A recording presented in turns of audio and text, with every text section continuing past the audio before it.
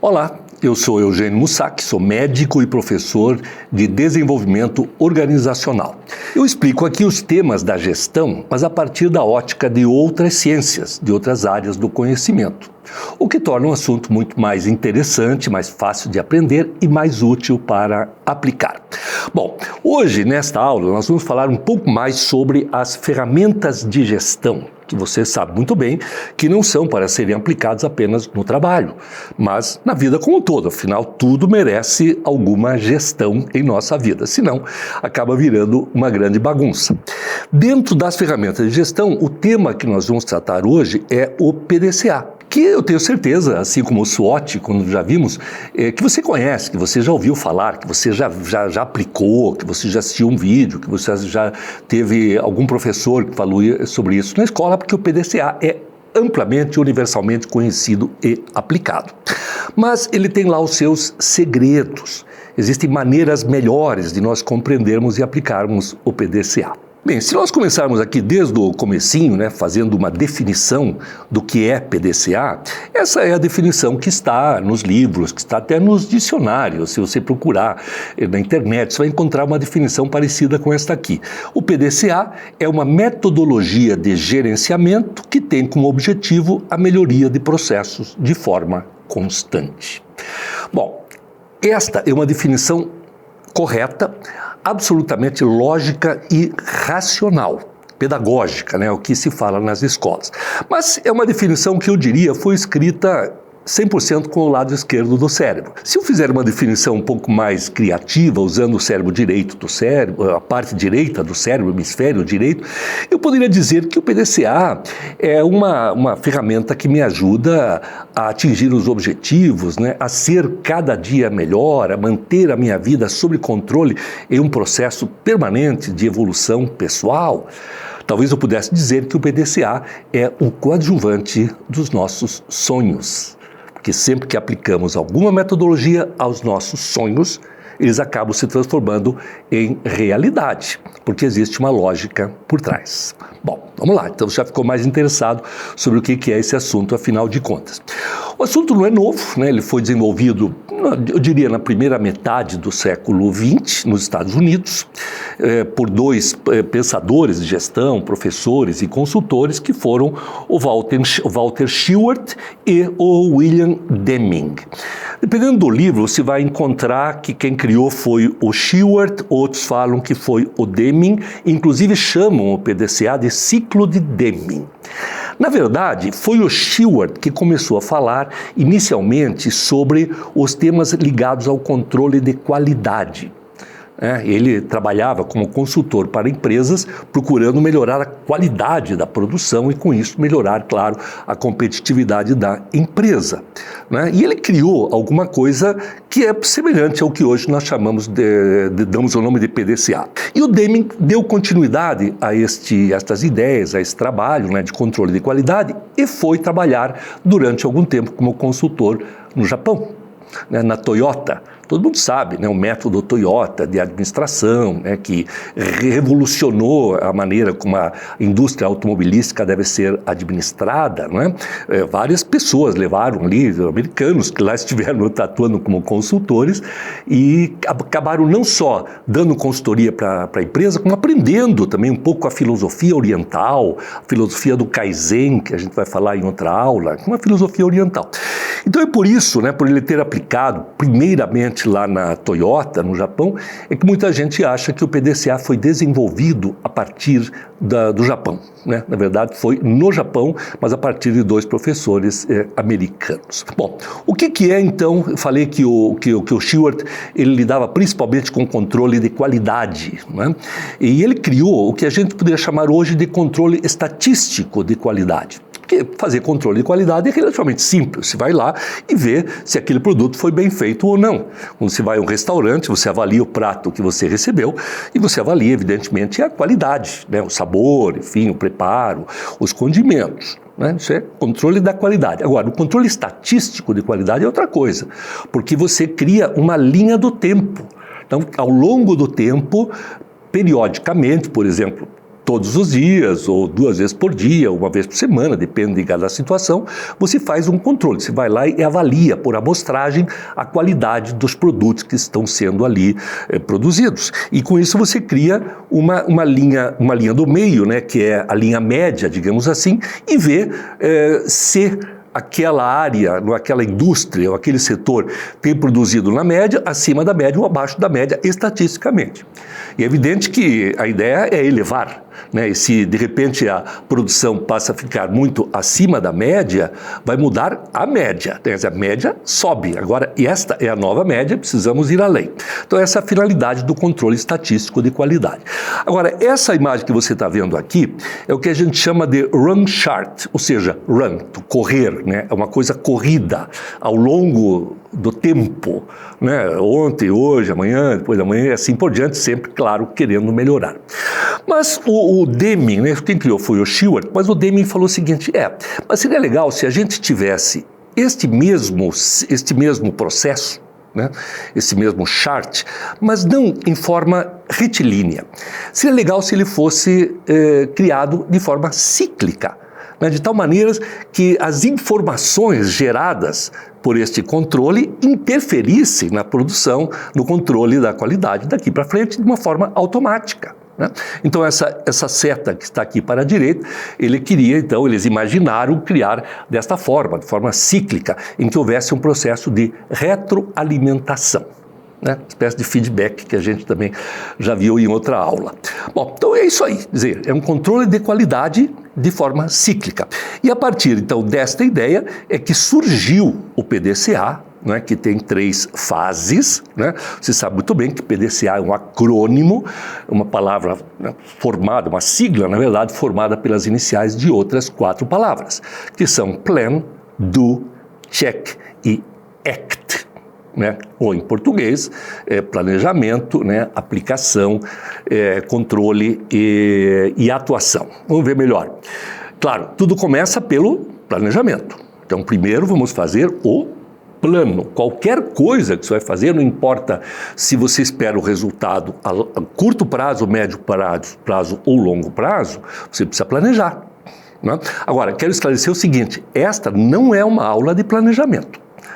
Planejamento é uma coisa mais complexa, né? Planejamento nós temos que considerar variáveis, temos que considerar recursos, prazos, né? Responsabilidades, contingências, isso aí é outra aula. Agora estou falando só de uma ferramenta que é utilizada durante o planejamento, que é o PDCA.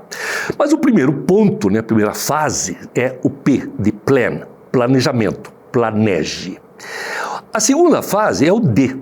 D vem de do, que significa fazer, e que a gente prefere traduzir por executar. Então, a primeira fase é o planejamento, a segunda fase é a execução, ou seja, colocar o plano, o planejado em prática. Essa parte é importantíssima, até porque a gente sabe que existem uma distorção, assim, uma dissonância cognitiva entre o planejamento e a execução. Principalmente quando o planejamento é feito por algumas pessoas e a execução é feita por outras pessoas e elas não se conversam. Estamos diante de um problema importantíssimo dentro de uma organização. Então é necessário que elas estejam ligadas, né, de alguma forma. E alguns autores, inclusive hoje, colocam a execução como parte da estratégia, né? Não é mais estratégia e execução, é tudo, né, faz parte da estratégia, inclusive a execução e, claro, a checagem, né, porque o próximo ponto, né, lembrando que esta roda gira no sentido horário, né, o terceiro quadrante aí é a checagem, né, to check, verificar.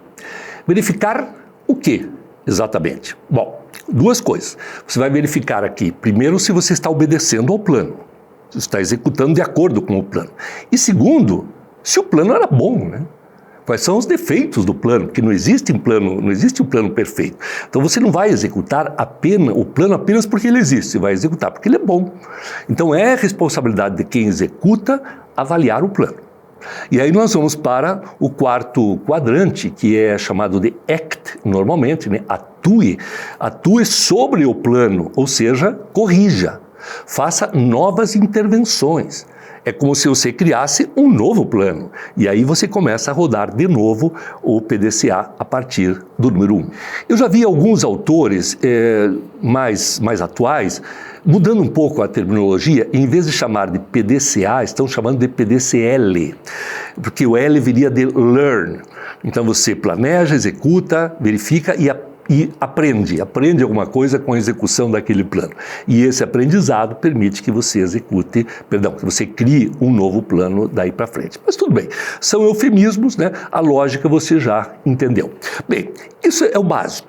Isso é o clássico, o básico, você já sabia isso, você já viu no livro, você já assistiu na aula. Vamos aprofundar um pouquinho. Isso é uma ferramenta de gestão. Portanto, uma ferramenta é algo para ser aplicado, para ser utilizado. De pouco adianta um martelo, né, se você não pegar o martelo e não martelar um prego. Não serve para nada. Muito bem, o PDCA é a mesma coisa. Então, na realidade, o que se deseja é que a pessoa crie o hábito de usar o PDCA. E como a gente fala, né, crie o hábito de rodar o PDCA, porque ele é uma roda, né? É um círculo que gira no sentido horário. Então a expressão que se usa é esta: crie o hábito de rodar o PDCA. É muito comum quando alguém leva uma ideia para o seu chefe, para o seu diretor, para o presidente da empresa: estou com essa ideia aqui, o que o senhor acha? Não é incomum que o presidente da empresa diga o seguinte: você já rodou o PDCA sobre esse assunto? Ou seja, já fez a primeira experimentação, já viu se é viável, já viu as falhas? Isso chama-se rodar o PDCA. E nós podemos rodar o PDCA de tempos em tempos, né? Esse tempo vai variar, né, de cada situação. Eu posso rodar o PDCA todos os dias. Todos os dias fazer uma análise daquilo que ontem eu planejei e executei, eu vou avaliar para ver como é que eu vou fazer hoje. Eu posso fazer isso em qualquer ambiente, no ambiente de trabalho, no ambiente doméstico, num centro cirúrgico, num hospital, numa sala de aula, no serviço público. É sempre necessário avaliar, avaliar como é que nós estamos indo. Então temos que rodar o PDCA todo dia, ou toda semana, ou todo mês, mas periodicamente. Quando eu falei aqui em outra aula sobre o SWOT, que é uma ferramenta de avaliação do ponto A, da onde nós saímos, eu também disse isso. Nós temos que fazer o SWOT periodicamente. Então seria como associar o SWOT ao PDCA, criar o hábito de rodar o PDCA. E isso já é aplicado em muitos lugares. Por exemplo, no Silicon Valley, Vale do Silício, aquela região abaixo de São Francisco, de San José, na Califórnia, aquelas pequenas cidades onde nós temos a sede das grandes empresas digitais, temos lá a Microsoft, o Google, a Apple lá em Cupertino, o Meta, o Facebook, estão todos ali, e tantas outras startups. E tem a Universidade de Stanford, que é uma grande apoiadora das startups, especialmente nesse mundo da tecnologia. E lá no Silicon Valley, às vezes que eu estive lá, eu verifiquei que lá as coisas têm que andar relativamente rápidas, assim. Eles não têm muito tempo para fazer longos planejamentos, é tudo muito dinâmico. A evolução dos fatos, as novas tecnologias, tudo muito rápido. Então não dá tempo de fazer um planejamento muito longo, como se fazia antes. Planejar durante 6 meses, porque daí a execução fica mais perfeita. Não dá, a gente não tem mais esse tempo. Porque enquanto a gente está planejando, o mundo está acontecendo. Os negócios estão acontecendo, os concorrentes estão se mexendo. Então a gente tem que ter uma certa agilidade. Então eles adotaram lá, é muito comum que se fale que esse é o jeito do Silicon Valley de fazer planejamento estratégico. É um jeito, digamos assim, muito baseado no PDCA. Porque é o seguinte: digamos que você tem lá na sua empresa um problema para resolver, uma necessidade para atender ou um desejo para realizar. Uma ideia, um sonho, enfim, uma coisa que você precisa fazer alguma coisa a partir daquilo lá. Então, o que é que se recomenda? Como é que é a estratégia do Vale? Fazer um planejamento, claro, começar pelo planejamento, mas é aquilo que eles chamam de planejamento suficiente. Não é o planejamento completo, considerando todas as variáveis possíveis, que nunca, todas é impossível, mas todas as possíveis, que dá muito trabalho. Então vamos fazer um planejamento suficiente. É parecido com aquilo que a gente chama de produto mínimo viável, né? Quando a gente quer lançar o produto, a gente não deixa o produto totalmente pronto, a gente deixa ele usável, viável, e faz um teste com aquele minimamente viável para depois ver se ele pega, a gente continua o investimento no seu desenvolvimento. Então aqui mais ou menos a mesma coisa, né? Planejamento suficiente. Aí a partir desse planejamento, claro, você viu no slide anterior, depois do planejamento tem que executar. Então você executa, né? Parte para a ação, põe em prática aquele plano. E daí para frente, duas coisas podem acontecer. Uma delas, está funcionando o plano. A outra, não está funcionando o plano. Deu certo? Não deu certo. Funcionou? Não funcionou. Ora, então é simples. Se funciona, prossiga. Prossiga por aí. Né? Prossiga fazendo pequenos ajustes, mas vá em frente. É isso mesmo. Até que por acaso dê errado lá na frente. Né? Ou não funciona. Né? Se funciona, você prossegue. Se não funciona, você volta para o ponto inicial. Você volta a ter o problema, a necessidade, um desejo de precisar de um novo plano. Ou seja, isso nada mais é do que rodar o PDCA, né? Visto através de outros olhos. Então, isso aqui. Eu podia citar um pouco de literatura a respeito disso, né? Talvez uns livros clássicos, né? Mais recentes, um grande best-seller nos Estados Unidos, seja o livro Execução, né? Do Rancharan, né? Do Rancharan e do Larry Bossidy, mais conhecido, o Rancharan mais conhecido no mundo, um consultor indiano-americano, né? Conhecido no mundo inteiro, sujeito com boas ideias.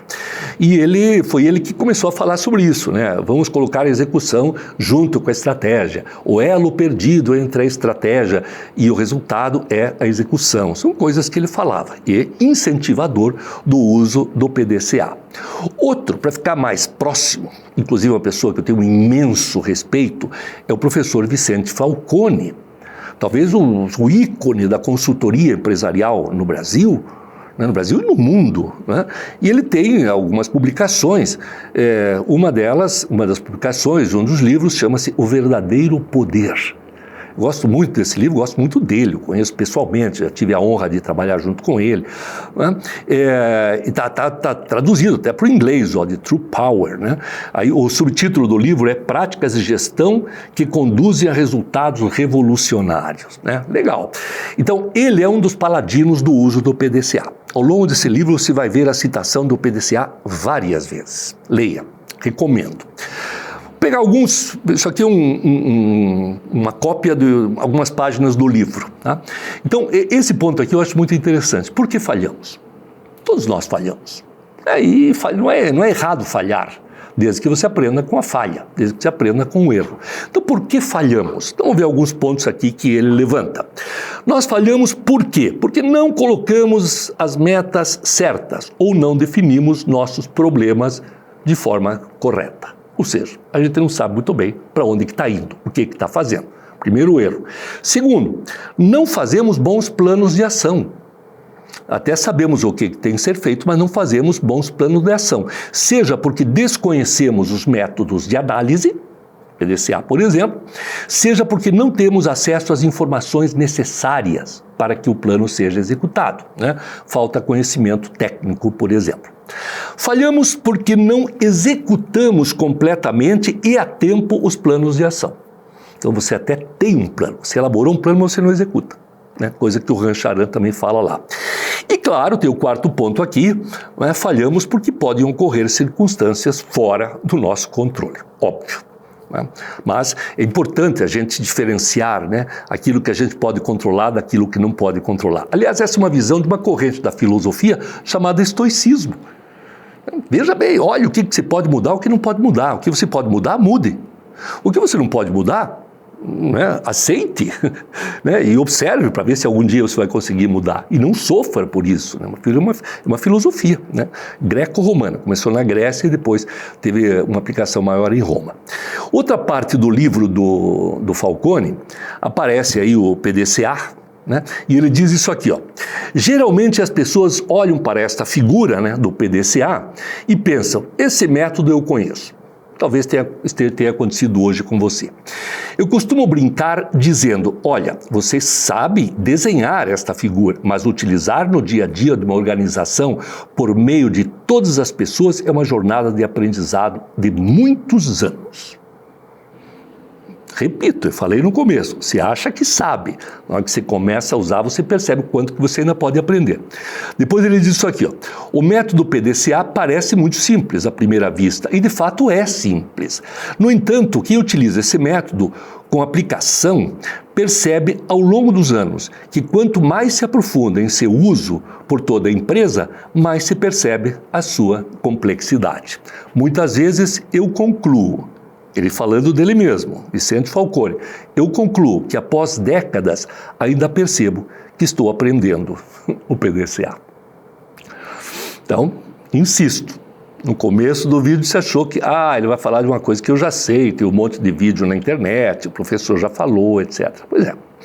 Mas estou te alertando aqui que ele pode ser mais sofisticado e mais complexo e mais útil, se você olhar de uma maneira um pouco mais adequada. Por exemplo, vamos falar um pouquinho aqui sobre a evolução do pensamento filosófico, né, que diz pensamento pedagógico, mas da filosofia. Né, como é que a filosofia é aquela área do conhecimento humano que nos ensina a pensar, né, através do acesso ao conhecimento, né, a utilização adequada do conhecimento, as conclusões, etc. Então aqui nós temos uma árvore, né, lá na base, né, no tronco desses galhos todos está Sócrates, né, o que veio antes dele, chamado de filosofia pré-socrática, né, mas ele foi mesmo que começou a filosofia que hoje nós utilizamos no mundo ocidental em que vivemos. A gente pode inicialmente dividir em duas correntes, né, que é o idealismo e o realismo. Né? Platão foi mais idealista, né? Ele falava do mundo das ideias, do mundo ideal.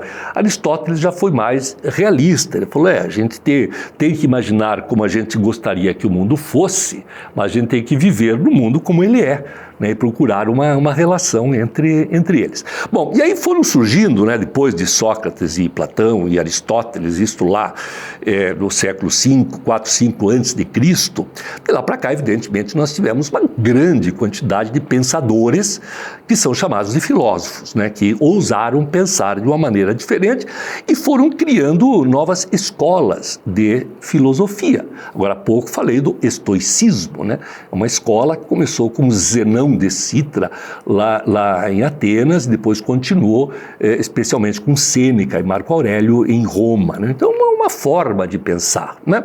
E temos tantas outras formas, tantas outras correntes de filosofia.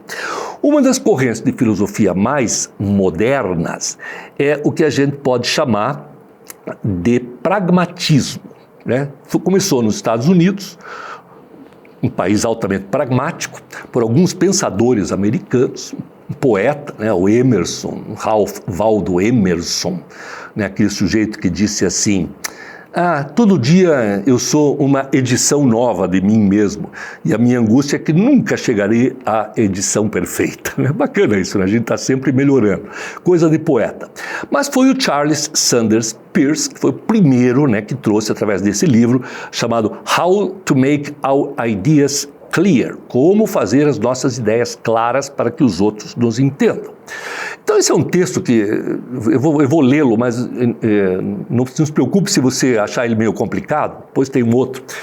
Diz o seguinte, para averiguar o significado de um conceito intelectual, de uma ideia, de um pensamento, de um conceito, é preciso considerar que as consequências práticas podem ser inferidas como resultantes necessariamente da verdade desse conceito.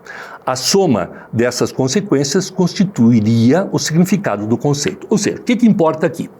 Consequências práticas. Consequências práticas e verdade do conceito. Ou seja, você traz um conceito, traz uma ideia, traz uma opinião, traz uma visão dos fatos. Será que aquilo é bom ou não é bom? Será que é útil ou não é útil? Será que é verdadeiro ou não é verdadeiro? Bom, depende do quê? Das consequências práticas. Então, sem colocar alguma coisa em ação, né, você não vai conhecer as consequências práticas e aí vai perder, evidentemente, a oportunidade de verificar se aquela ideia era boa ou não. O William James, também um dos pensadores, um dos autores do pragmatismo, diz uma coisa parecida, mas mais fácil. Ele diz o seguinte, o pragmatismo é uma doutrina filosófica que se baseia na verdade do valor prático. Então, sabe, se pensa que filosofia é só ficar pensando nos grandes temas da filosofia, a vida, a morte, o amor, a coragem, a honra, a ética, né? São coisas importantes, é claro, mas são os grandes temas da filosofia. E aí o pragmatismo é a corrente que diz, ok, mas vamos trazer tudo isso para a nossa realidade prática. Vamos ver se tem valor prático hoje, para mim, nesse momento em que eu estou vivendo. Uma pessoa pragmática é aquela que busca resolver seus problemas de maneira ágil, prática, que visa mais as soluções do que os obstáculos. Então não esqueça disso. Valor prático, o foco mais nas soluções do que nos problemas, o que nos obstáculos. Muito bem. O PDCA é isso, gente. O PDCA é uma ferramenta que nos ajuda a tornar a nossa vida mais prática, a colocar as nossas ideias, os nossos projetos em ação, de uma forma controlada. Porque se você tem uma ideia e faz de qualquer maneira, não só você pode estar correndo um risco, né, de perder alguma coisa, de perder um recurso, de colocar a sua segurança em risco, como se está perdendo de se assegurar que aquela ideia era boa ou não era boa. Isso é o PDCA. Use no seu trabalho e na sua vida. Até o próximo encontro. Forte abraço.